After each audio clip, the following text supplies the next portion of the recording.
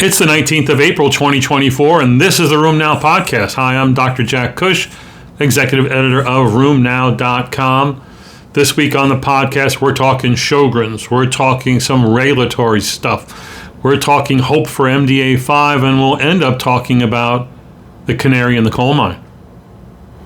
At the top, let's go into mental health, something we don't talk much about, but really do need to pay attention to. This particular study of over 1,150 adolescents and young adults with JIA, 43% of whom had oligo, 26% had poly, the rest were like combinations or whatever. These are older kids with a mean age in the teens who had disease for an average of 7 plus years. And the sad thing in this survey study was that 30% of them had expressed incredibly negative thoughts, including suicidal ideation. That 19%, 1 in 5, had moderate to severe symptoms of either depression or anxiety, and that these findings were almost 2.5-fold higher in young girls with JIA. It's something we need to ask about. You can imagine what these numbers might be if we did the same surveys on our adults. It probably would be about the same. Shockingly, 1 in 5 or more that we would recognize as having serious mental health concerns that need to be addressed, but no one's addressing them. Why does that not happen? I think it's because everyone thinks you're the smartest doctor that they know, and they don't go to a primary care doctor. They don't like to go to see other specialists, even when you refer them. They think you understand them.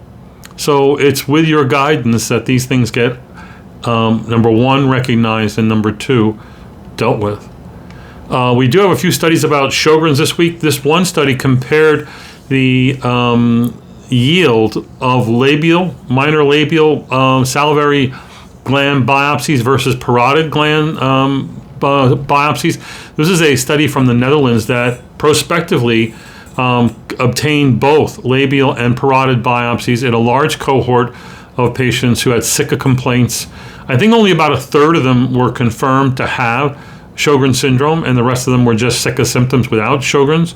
But the take home on this is while both of those biopsy sites were valid and useful in the diagnosis and classification of Sjogren's disease, that there was a skew in what you would find. You're more likely to find inflammatory findings in the minor labial gland biopsies, and you're more likely to find B-cell abnormalities, B-cell hyperactivity in the parotids, both of those being firmly reasonable features of Sjogren's disease. I must say I don't think I've ever done parotid biopsies. There's a risk in doing them. You have to be really expert in doing that. Minor salivary I've done from time to time, often in problematic cases, and we'll get into the British Society of Rheumatology's recommendations on whether or not you should do salivary gland biopsies and under what circumstances. I think what they said was if you have a high index of suspicion despite clinical or laboratory findings, you might want to do that. Okay. Another authority this week, the FDA approved a new biosimilar, this one for the IL-12/23 inhibitor ustekinumab. The drug Stelara now has competition. It's ustekinumab AEKN if you live in the United States, and if you don't live in the United States, you're laughing at us. The worldwide name of this drug is Selardsi, Selardsi, coming from Teva and Alvotech. It's now approved, this biosimilar of Selardsi, of ustekinumab, for use in plaque psoriasis and psoriatic arthritis, both in adults and in kids.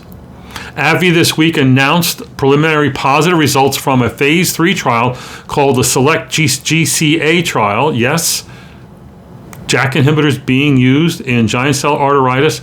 In that study, they showed that their drug, the upadacitinib, was capable of giving significant remission rates, 46%, compared to 29% in the placebo population in a 52-week study.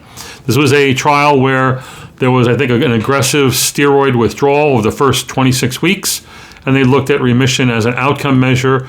And those results, again, it's preliminary, don't have all the data. We assume it's going to be presented at an upcoming meeting, hopefully in the near future. This adds to the widening arsenal of drugs that will be approved for use in GCA. Right now, we only have the IL-6 inhibitor tocilizumab. There are other studies underway with the other IL-6 inhibitor sarilumab, the IL-17 inhibitor secukinumab, and JAK now inhibitors are in the game, and maybe in a year or two, it'll be a crowded horizon. The question is, when you have more expensive options and more marketing and more education on GCA, will you be more likely to use them? Right now, we still are very steroid dependent, very steroid focused. It's easy to write them, it's harder to stop them. PNAS, a great scientific journal, has a nice article about the pathogenesis of MDA5 induced lung disease, where they get a rapidly progressive, not all, as we discussed last week, not all, but many get a rapidly progressive ILD form that has a very high mortality rate. Identifying these people early, getting early treatment is important. In this mice model, where they induced fibrotic ILD using MDA5 as an antigen, they showed that, one, they could induce something that looked just like what we see in humans, but that, again, in their animal model, that treatment with either targeting CD4 with a CD4 depleting monoclonal antibody or inhibiting IL-6 with an IL-6 receptor antibody, that ameliorated the progression to MDA5 associated ILD. Maybe that's a clue for where we should be going in the future. IL-6, we know, is very much involved in the amplification of interstitial lung disease, and that's not just in dermatomyositis, but also in RA and other conditions. CD4, it's a proximal step and makes some sort of sense. Will these translate to humans? It's not. Again, we are treating humans and not mice. We need to wait and see. The argument comes up sometimes about what drugs are most effective in patients who have spondyloarthropathy conditions and who develop anterior uveitis. We certainly have always said it's the monoclonal antibodies against TNF that are protective. In this meta-analysis of 44 randomized controlled trials, they showed that the placebo rate was 11, shall we say, it's an incident rate, but that the monoclonal antibodies against TNF was 4.1, a 60% reduction. Even etanercept, 5.4, what looks like about a 45% reduction. IL-17, almost a 70% reduction, and JAK inhibitors, almost an 85% induction. The point being, on those therapies, TNFs, IL-17s, JAK inhibitors, you are probably preventing new uveitis events.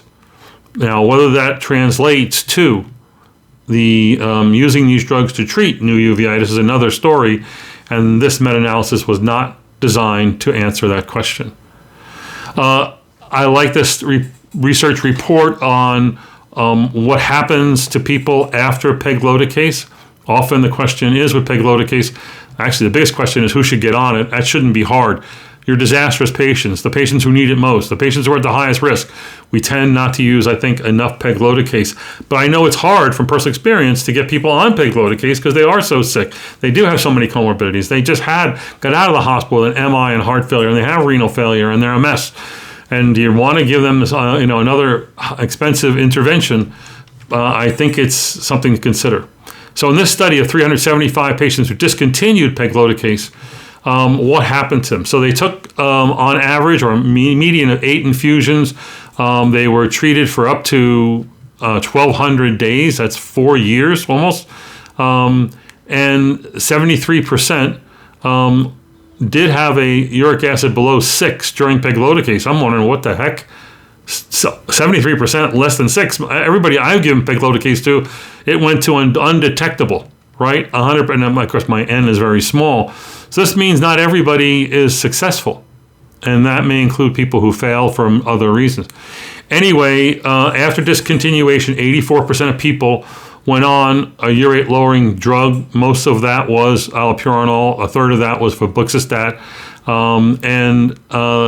After 30 days of being off pegloticase, about half were still within target with a serum uric acid of less than 6. So that's encouraging, but it also tells you that you need an aftercare plan when stopping pegloticase. You're going to need to move on to something else. An article that comes out, I think, just recently in JAMA Internal Medicine about SGLT2 inhibitors and what it may do to gout. As you know, SGLT2 inhibitors are novel therapies that have revolutionized type 2 diabetes that are being used in other indications as well with other comorbidity benefits.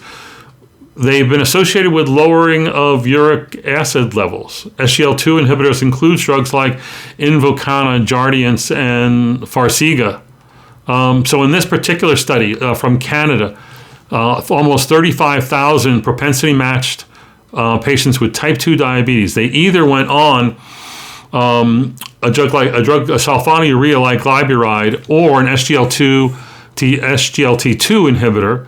And the outcome here was incident gout or MACE or gout flares. There was a significantly lower rate with the SGLT2. It looked like it was about a 38% reduction with a hazard ratio of 6.2. The SGLT2 inhibitor rate was 4.27 events, and the sulfonylurea, it was almost 6.9 events per 1,000 patient years. Patients on the SGLT2 inhibitors also had a 33% lower rate of gout flares if they had gout.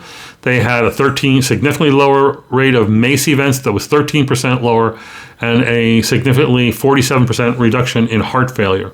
So again, we're seeing a lot of data in our patients about the use of SGLT2 inhibitors and also the GLP-1 agonists in our patients who have diabetes, with diabetes being the primary indication, but it's benefiting certainly gout. It's benefiting RA. It's benefiting, a number of different conditions. And I think that's very encouraging. We're going to see more research about this. An article appeared this week that was notable, but also I think a little controversial. And it's about the higher risk of death and serious infections in RA-ILD patients. A study of 148 patients. This is a multi-center, multinational trial of 148 patients followed for almost 16 months. And they looked at serious infection rates, and that means hospitalizable, IV antibiotics, changes, morbidity, mortality, that sort of thing. The standard definition, but the rate of serious infections in this population was really high. It's 52 per 100 patient years. What? I'll remind you, the RA serious infection rate done by, was it Dorner from the Mayo Clinic? In the pre-biologic era, it was 3 to 9 SIEs per 100 patient years. We're talking about pneumonias, meningitis, septic arthritis, that sort of thing. 3 to 9. In these RA-ILD patients, obviously sicker, 52 per 100. So half of them are going to get serious infections. And in this group, 32% of them died. 48 out of the 148 died, with 2/3 of them dying from serious infection. The serious infections were mostly respiratory infections. The most common bugs were COVID, strep pneumoniae, Pseudomonas, and influenza A. So common bugs, but these people are really at risk. This is the canary in the coal mine. If your RA patient has ILD, evidenced by shortness of breath, changing chest x-ray, low pulse ox in the finger, work them up, evaluate them, get them to a lung specialist or an RA lung specialist, and get aggressive. I've had a pulmonologist, I remember this vividly, 20 years ago, telling one of my favorite patients who was having some shortness of breath, sent him to the lung doctor. He diagnosed him with RA-ILD. This very nice man, pulmonologist, great doc. First thing he said to my patient was, get your affairs in order. You're going to be dead in 5 years. I thought, oh my God, that's like callous, harsh, slap in the face. the patient came back to me, a successful businessman, very nice man. He was almost in tears by this. He expected to live many, many years. And I said, yeah, I think that was overstated. I don't think you're going to be dead in 5 years. I don't have much indication of that. Now, the pulmonologist knew the data. I knew it less well at the time. Who was right? Well, we were both kind of right, meaning that the patient died sooner than I expected. And he died 8 years later. And he died of a cancer death, and he had some heart problems. So it was, but, just because you have RA-ILD doesn't mean you're going to die a pulmonary death. It means you're going to get a lot of other comorbidities, including infection. So this is the canary in the coal mine. This is something you need to pay attention to. I want to end with the British Society of Rheumatology came up with guidelines on the management of adults and pediatric cases of Sjogren's disease. You can look at the citation on the website. You can read our article. We provide a synopsis of the recommendations that they had. So these are all experts. They go through the grade technology. They score their data, and they did this with PICO questions. So they had a total of 19 questions that face the rheumatologist and patient dealing with Sjogren's disease, and they gave you the evidence-based recommendations. I got to tell you, a lot of these recommendations are expert-based, meaning they're not based on a well-done trial. These are expert opinion, and two, with low evidence, low-grade evidence. But these are, the European and British leaders in the area, and I would take their advice before I would take my advice. Here's some of the things that they said that I think are worth noting. And I agree with all of these, and when I don't, I'll tell you. They say that ANA should be done when there's a clinical suspicion of connective tissue disease or Sjogren's disease. And that's, you don't go fishing, obviously, for Sjogren's without evidence to do the test. They say it's worth doing an ENA, testing for Rho and LA, even if the ANA is negative, but you still have a high index of suspicion based on clinical grounds. When asked about whether there's a role for ultrasound, they said, really, at this point, there isn't enough of a role because not enough data, not enough expertise, but there is some evidence of its utility, but they don't recommend ultrasound or imaging in general for Sjogren's syndromes unless you're considering another condition like lymphoma complicating Sjogren's. They suggest that you consider a minor labial gland biopsy to aid the diagnosis when you clinically suspect Sjogren's syndrome and where the diagnosis cannot be made by clinical or serologic features alone. That's helpful. It's kind of what we said earlier in this report. There are no biomarkers for Sjogren's syndrome, but yet they do recommend labs. And I think the labs are not so much about Sjogren's, but often about the differential diagnosis or the comorbidities associated with Sjogren's. So they do recommend vitamin D. Oh, God help me. Don't get me started. I don't know what vitamin D is going to do for you when you're considering Sjogren's syndrome. It certainly isn't going to cure Sjogren's syndrome. That's my editorial opinion. The rest of these I'll go along with. Thyroid function tests, liver functions tests, TTG, immunoglobulin levels, SPEPs, serum bicarb, and creatinine kinase assessments. And the last question that I'll review, and again, I only give you some of these recommendations in the report. Go to the actual article, download it. It's got a lot of good evidence, and it's a long read, but it's got a lot of good evidence. When asked what therapies should you employ, advanced therapies for the treatment, for eye symptoms, all the eye drop stuff that you would recommend, and including autologous eye drops and even cyclosporin eye drops, etc. And saliva replacements and the drugs that you use for that, Evoxac and Salogen and whatnot. What about systemic things? They recommend for patients with fatigue and systemic symptoms, consider a trial of hydroxychloroquine. Hello? It doesn't affect eye symptoms or mouth symptoms. It does make people feel better. It lowers pain levels. All that's probably due to secondary fibromyalgia. But don't think for a second you're really treating the cause of Sjogren's syndrome, is my opinion on that. By the way, that's 2C. That's expert opinion, low-grade evidence. Systemic steroids can have a short-term use, but should not be used routinely in the management of Sjogren's disease. Conventional immunosuppressives are not routinely recommended outside of using it for the treatment of specific systemic complications like arthritis, right? And I mean swollen synovitis arthritis, right? And lastly, biologic drugs are not currently recommended for use in Sjogren's disease outside the treatment of specific systemic complications. Again, 2C, expert opinion, low-grade evidence. I bring this up because at this current time, I know of 4 companies that are developing biologics that they think are going to be marketed for Sjogren's disease. Yet there's probably 6 or 7 biologics that have failed in Sjogren's studies. But these other 4 companies are going ahead. Why are they going ahead with this? Well, Sjogren's syndrome, one time I was a fellow, and one of my jobs as a fellow was to pick up the visiting professor. So we had the great Norman Talal visiting UT Southwestern to do grand rounds. And I got to pick him up at the airport and drive him around, and I'm a 27-year-old fellow, and the great Norman Talal, world famous rheumatologist from UT San Antonio, world famous for his work and teaching and research in Sjogren's. I know this. Everybody knows this. That's why he's coming to Southwestern. He asked me the question after he tells me to turn down the radio.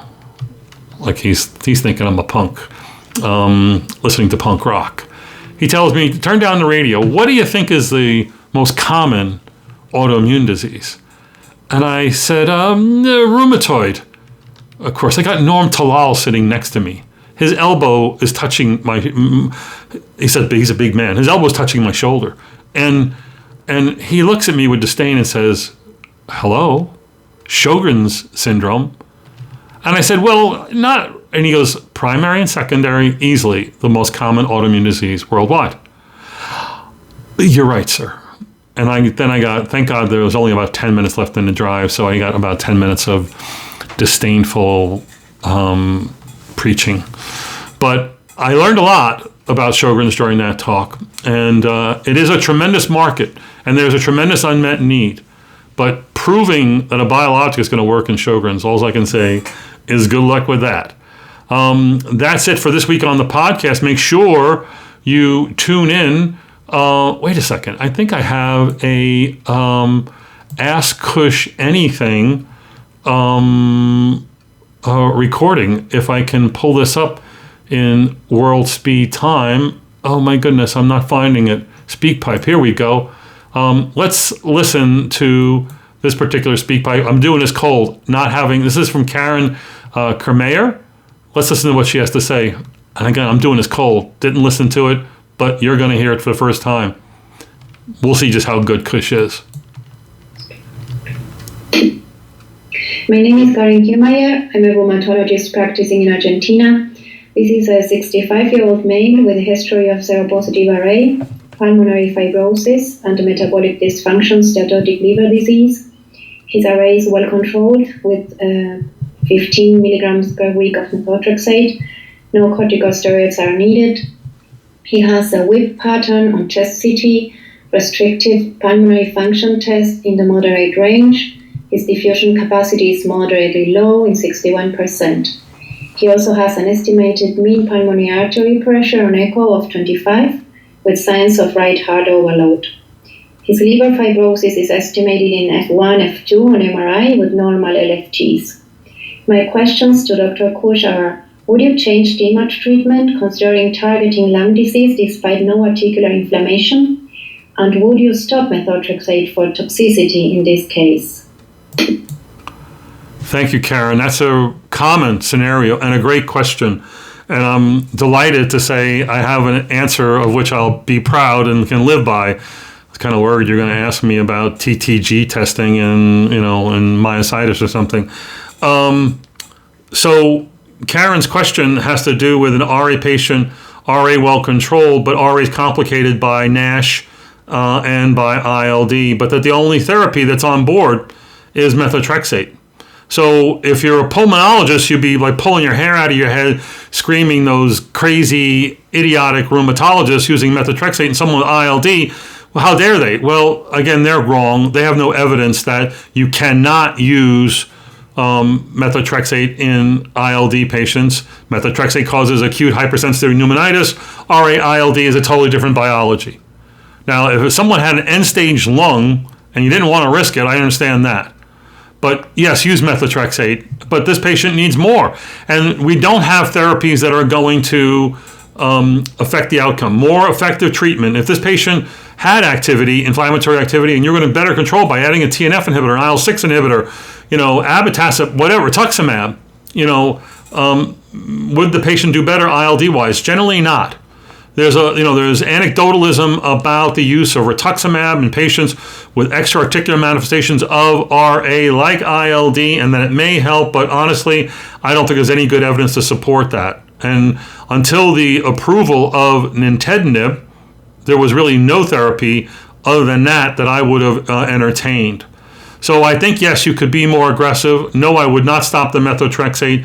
I'd follow the LFTs, and I would watch the lung function, but I would consider adding nintedanib and co-managing that patient with a pulmonologist. The data on nintedanib, while it's hard to take and while it's expensive, shows that it at least stabilizes pulmonary outcomes in RA and autoimmune patients. Would you get the same if you use an IL-6 inhibitor or abatacept? And there's anecdotes in the literature about those two drugs as well. But my first choice would be to go with an approved therapy and hope that that's going to change that person's ultimate outcome. Make sure you tune in next week to Tuesday Night Rheumatology. We have our next program is going to feature a replay of our great session on spondyloarthritis. This session is sponsored by UCB. It features Leanne Ginsler, Eric Ruderman, and Leahy Eater. We'll see you next week, Tuesday Night Rheumatology.